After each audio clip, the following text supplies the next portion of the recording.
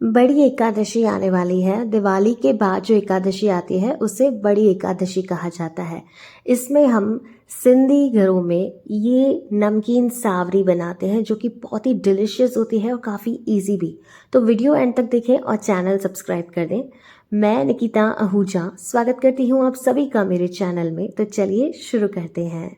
Ekadashi special समा के चावल या सावरी बनाने के लिए इन इंग्रेडिएंट्स की रिक्वायरमेंट है। वीडियो लाइक और ज़्यादा से ज़्यादा लोगों के साथ शेयर करें। तो हमने यहाँ पर मूंगफली, हरी मिर्चें और समा के चावल लिए हैं। ये समा के चावल आसानी से आपको किराना स्टोर पे मिल जाएंगे। नहीं मिलते हैं तो आप दिखा दीजिए पिक्चर। सिंधी में इसे कहते हैं सावरी। तो हम आज नमकीन सावरी बना रहे हैं। इसके लिए कुकर में एक बड़ी चम्मच तेल ऐड कर दिया है और इसमें मूंगफली ऐड करेंगे यानी कि पीनट्स।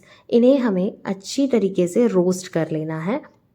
ये रेसिपी मेरी मामी बना रही हैं, बहुत ही मज़ेदार बनाती हैं वो। तो चलिए अब इनका कलर जब चेंज होने लगता है, थोड़ा ब्राउनिश होने लगता है, उस समय हम इसमें पटेटोज़ ऐड करेंगे। तो मैंने यहाँ एक बड़ा आलू लिया है जिसे अच्छी तरीके से कट कर लिया है छोटे पीसेस में और 2 मिनट्स के लिए इन्हें भी हमें कुक करना है। तुरंत आप इसमें सेंधा नमक ऐड करें ताकि पटेटो थोड़ा जल्दी से पकने लगे। व्रत में या उपवास में अक्सर सेंधा नमक का ही इस्तेमाल किया जाता है। हरी मिर्चें ऐड कर देंगे, थोड़ा सा तीखापन आए और इन सारी चीज़ों को 2 से 3 मिनटों के लिए कुक करते रहेंगे। आफ्टर दिस हम इसमें ऐड कर देंगे ये समा के चावल या सावरी। सावरी मैंने मीठी भी बनाई है जो कि मेरे चैनल पर ऑलरेडी अवेलेबल है। चलिए 2 से 3 मिनटों के लिए इन्हें हमें भून लेना है। नमक अगर आपको कम लगता है तो आप और ऐड कर दीजिए, लेकिन सेंधा ही। सेंधा नमक से बीपी की तकलीफ़ भी कम होती है। तो अगर आपको हाई बीपी है तो आपको पता है आपको कौन सा नमक लेना है। चलिए हमने इसमें पानी ऐड कर दिया है।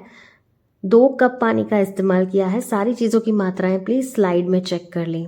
अब इसे सीटी लगाएंगे 2 से 3। आप 2 लगाकर एक बार चेक कर लें कि कैसा बना है।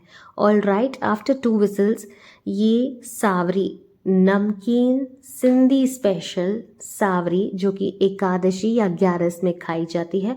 अगर आप ये सावरी खाएंगे ना तो चावल की जो क्रेविंग होती है ना वो भी आपकी दूर हो जाएगी, क्योंकि ये चावल का सब्स्टिट्यूट है एकादशी के समा के चावल।